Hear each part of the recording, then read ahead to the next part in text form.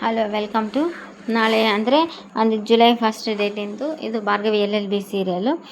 ಭಾರ್ಗವಿಗೆ ಅಂದರೆ ತಲೆ ಕೆಟ್ಟೋಗಿರುತ್ತೆ. ಅಲ್ಲ ಜೆ ಪಿ ಕಥೆನ ಮುಗಿಸಿದ್ರೆ ಈ ಕೇಸೇ ಮುಗ್ದೋಗಿತ್ತಂತ ಯೋಚನೆ ಮಾಡ್ತಾಯಿದ್ರೆ ಆ ಭಾರ್ಗವಿ ನನಗಿಂತ ಒಂದು ಹೆಜ್ಜೆ ಮುಂದೆ ಇಟ್ಬಿಟ್ಲ ಅಂತ ಆರ್ಕೆ ಅಂತ. ಹೌದು ಗಂಗೆ, ಅಪ್ಪಿ ತಪ್ಪಿ ಒಂದು ಸಣ್ಣ ಎಡವಟ್ಟಾದರೂ ಕೂಡ ಇವಾಗ ಕೇಸ್ ಕಡೆ ನಿನ್ನ ಕಡೆ ವಾಲೋ ಚಾನ್ಸಸ್ ಗಂಗ ಅಂತೆಲ್ಲ ಹೇಳ್ತಾರೆ. ಇನ್ಮೇಲೆ ನಾವು ಈ ಕೇಸಲ್ಲಿ ತುಂಬ ಹುಷಾರಾಗಿ ಹೆಜ್ಜೆ ಇಡಬೇಕು ಅಂತ ಹೇಳಿದ. ಅಲ್ಲ ಆರ್ಕೆ, ಇದೆಲ್ಲ ಹೇಗೆ ಸಾಧ್ಯ? ಆ ಭಾರ್ಗವಿ ಕೋರ್ಟಿಗೆ ಹೋಗಿ ಆ ಜೆ ಪಿಗೆ ಸೇಫ್ಟಿ ತೊಗೊಂಡಿದ್ದಂತ ನಂಬಕ್ಕೆ ಆಗ್ತಾ ಇಲ್ಲ ಅಂತೆಲ್ಲ. ಭಾರ್ಗವಿ ಎಷ್ಟೇ ಆದರೆ ಬುದ್ಧಿವಂತೆ. ಅವಳು ರವೀಂದ್ರ ಹತ್ರ ಬೆಳೆದಿರೋದ್ರಿಂದ ಇಂಥ ಸಣ್ಣ ಪುಟ್ಟ ವಿಚಾರಗಳನ್ನ ಅಬ್ಸರ್ವ್ ಮಾಡಿರ್ತಾರೆ. ಎಷ್ಟೇ ಆದರೂ ಕೂಡ ಲಾಯರ್ ಅಲ್ವಾ, ಅಡ್ವಾನ್ಸ್ ಆಗಿ ಯೋಚನೆನೇ ಮಾಡ್ತಾರೆ ಅವರು.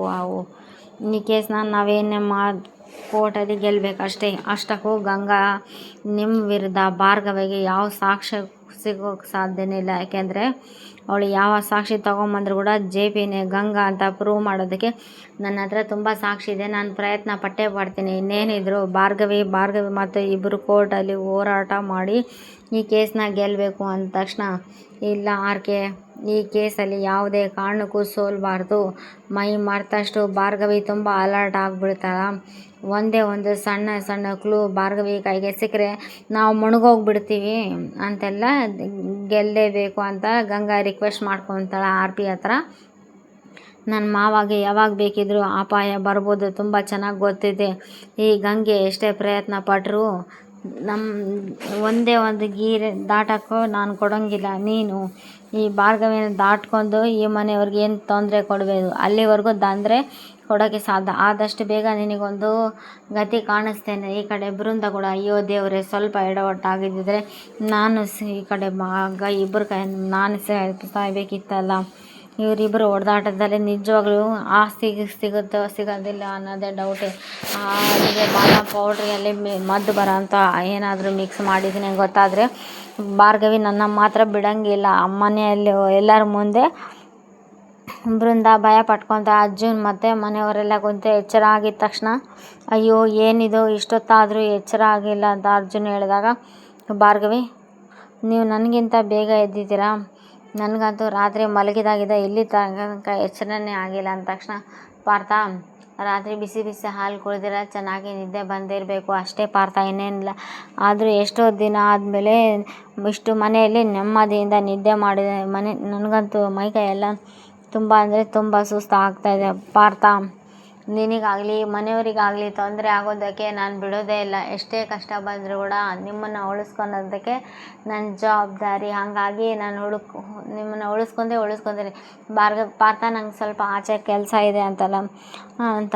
ಇದೇ ಟೈಮಿಗೆ ಇನ್ಸ್ಪೆಕ್ಟರ್ನು ಭಾರ್ಗವಿ ಅವ್ರ ಫೈಲ್ ತೊಗೊಂಡು ಬರ್ತಾಳೆ. ಭಾರ್ಗವಿ, ನೀನು ಹೇಳಿರೋ ಥರ JP ಪಾಟೀಲ್ನ ಅಕೌಂಟಿಗೆ ಯಾವ್ಯಾವ ಅಕೌಂಟ್ ಇದೆ ಟ್ರಾನ್ಸ್ಫರ್ ಆಗಿದೆ ಅಂತ ಇಲ್ಲಿ ಲೀಸ್ಟ್ ಇದೆ ಅಂತ ಇನ್ಸ್ಪೆಕ್ಟರ್ ತೋರಿಸ್ತಾನೆ. ಭಾರ್ಗವಿ ಕೂಡ ಅಕೌಂಟ್ನ ಚೆಕ್ ಮಾಡ್ತಾಳೆ. ಇದೇನೋ ಮಾವಂಗೆ ದುಡ್ಡು ಬಂದಿರೋ ಅಕೌಂಟ್ ಕೂಡ ತುಂಬ ಚಿಕ್ಕ ಅಮೌಂಟ್ ಅನ್ನೋನ್ ಪರ್ಸನಿಂದ ದುಡ್ಡು ಬಂದಿದೆ. ಇದೆಲ್ಲ ಹೇಗೆ ಸಾಧ್ಯ? ಅಷ್ಟಕ್ಕೂ ಈ ಗಂಗಾ ಫಿಂಗರ್ ಪ್ರಿಂಟ್ಸ್ ಕಳಿಸಿದೆ, ಯಾವುದನ್ನ ಅಕೌಂಟಿಗೆ ಮ್ಯಾಚ್ ಆಗುತ್ತೆ ನೋಡು, ಚೆಕ್ ಮಾಡು ಅಂತ ಇನ್ಸ್ಪೆಕ್ಟರ್ಗೆ ಹೇಳಿದೆ. ಹೌದು ಭಾರ್ಗವಿ, ನಾನು ಎಲ್ಲ ಅಕೌಂಟು ಚೆಕ್ ಮಾಡಿದೆ.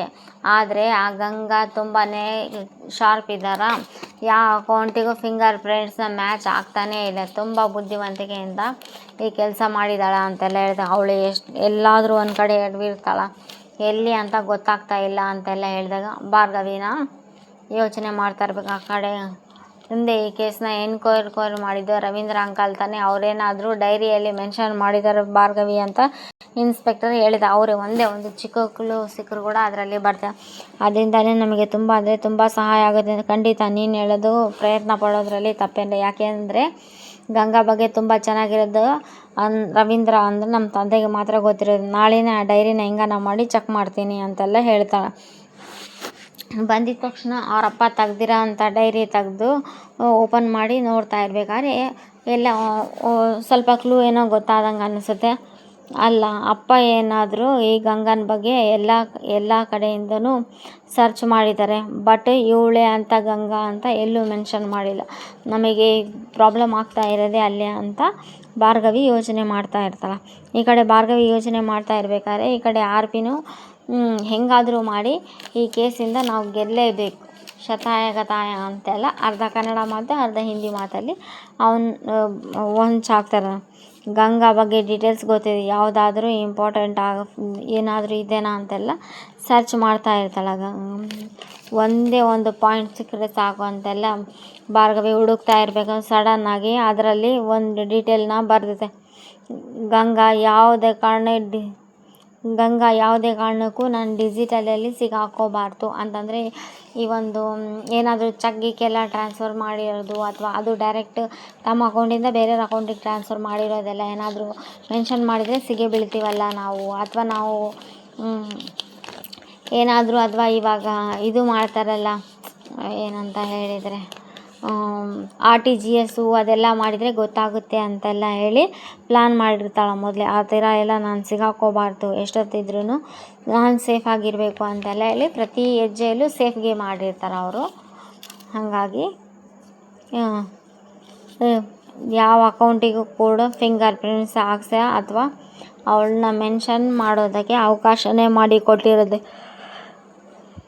ಇದು ಎಷ್ಟು ಅಂದರೆ ಇಷ್ಟೆಲ್ಲ ನೋಡಿದಾಗೂ ಭಾರ್ಗವಿಗೆ ಅನ್ಸೋದು ಒಂದೇ ಒಂದು ಮಾತು, ಎಲ್ಲೂ ಸುಳಿವು ಅಥವಾ ಒಂದೇ ಒಂದು ಹೆಜ್ಜೆ ಗುರುತನ್ನು ಬಿಟ್ಕೊಟ್ಟಿಲ್ಲ. ಗಂಗಾ ತುಂಬ ಅಂದರೆ ತುಂಬಾ ಶಾರ್ಪ್ ಇದ್ದಾಳ ಅಂತೆಲ್ಲ ಹೇಳಿ ಯೋಚನೆ ಮಾಡ್ತಾ ಇರಬೇಕಾದ್ರೆ ಹೇಗಾದರೂ ಮಾಡಿ ಇವರೇ ಗಾಯತ್ರಿ ದೇವಿನೇ ಗಂಗಾ ಅಂತ ಪ್ರೂವ್ ಮಾಡಲೇಬೇಕಂತ ಚಾಲೆಂಜ್ ಮಾಡಿರ್ತಾಳೆ. ಗಂಗಾ, ನೀನು ಎಷ್ಟೇ ಬುದ್ಧಿವಂತಿಕೆಯಿಂದ ಕೆಲಸ ಮಾಡಿದರೂ ಕೂಡ ಒಂದಲ್ಲ ಒಂದು ದಿವಸ ಸಿಕ್ಕಿ ಬಿದ್ದೇ ಬೀಳ್ತೀಯ. ನೀನು 100 ಸಲ ತಪ್ಪಿಸ್ಕೊಂಡ್ರು ಒಂದು ಸಲ ಆದರೂ ಸಿಕ್ಕೇ ಸಿಗ್ತೀಯ ಅಂತೆಲ್ಲ ಹೇಳಿ ಭಾರ್ಗವಿ ಇಲ್ಲಿ ಚಾಲೆಂಜ್ ಮಾಡಿರ್ತಾಳೆ. ನೆಕ್ಸ್ಟ್ ಎಪಿಸೋಡು ಇನ್ನೂ ಇಲ್ಲಿ ಇಂಟ್ರೆಸ್ಟಿಂಗ್ ಆಗಿದೆ. ನಿನಗಿನ್ನೂ ಸುಲಭ, ನಿನ್ನ ಫಿಂಗರ್ ಪ್ರಿಂಟ್ನ ಇಟ್ಕೊಂಡು ಕೇಸ್ನ ಗೆಲ್ಬೋದು ಅಂದ್ಕೊಂಡಿದ್ದೆ, ಆದರೆ ನೀನು ಫಿಂಗರ್ ಪ್ರಿಂಟ್ಸ್ನ ಬಳಸಲ್ಲ ಅನ್ನೋದು ತುಂಬ ಚೆನ್ನಾಗಿ ಗೊತ್ತಿದೆ ಅಂತ ಭಾರ್ಗವಿ ಅವರಪ್ಪನ ಡೈರಿನ ಓದ್ತಾಳೆ.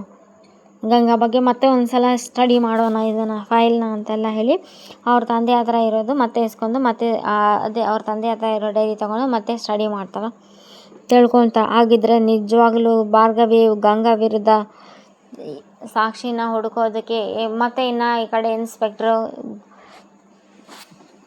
ಭಾರ್ಗವಿಗೂ ಗೊತ್ತು ಇದು ಸಾಕ್ಷಿ, ಇದು ಗಂಗಾ ಪ್ರಿಂಟ್ಸ್ ಅಕೌಂಟಿಗೆ ಮ್ಯಾಚ್ ಆಗೋ ರೀತಿ ಸಿಕ್ಕೇ ಸಿಗ್ತಾಳ. ಎಷ್ಟೇ ಚಾಲಾಕಿ ಇದ್ರೂ ಕೂಡ 10 ಸಲ ತಪ್ಪಿಸ್ಕೊಂಡ್ರು 11 ಸಲ ಸಿಕ್ಕೇ ಸಿಗುತ್ತೆ. ಅಂದರೆ ಇದು ಜುಲೈ 1 ಎಪಿಸೋಡ್ ಆಗಿರುತ್ತೆ. ಅಂದರೆ ಜುಲೈ 1 ಏನಿದೆ ಅಲ್ಲ, ನಾಳೆ ಬುಧವಾರದ ಎಪಿಸೋಡ್ ಆಗಿರುತ್ತೆ. ಚೆನ್ನಾಗಿದೆ. ನೆಕ್ಸ್ಟ್ ಇನ್ನೂ ಬರ್ತಾ ಇಂಟ್ರೆಸ್ಟಿಂಗ್ ಆಗಿದೆ ಎಪಿಸೋಡ್ಸ್ ಎಲ್ಲ. ಇಲ್ಲಿ ಬೃಂದ ಯಾವಾಗ ಇದನ್ನೇ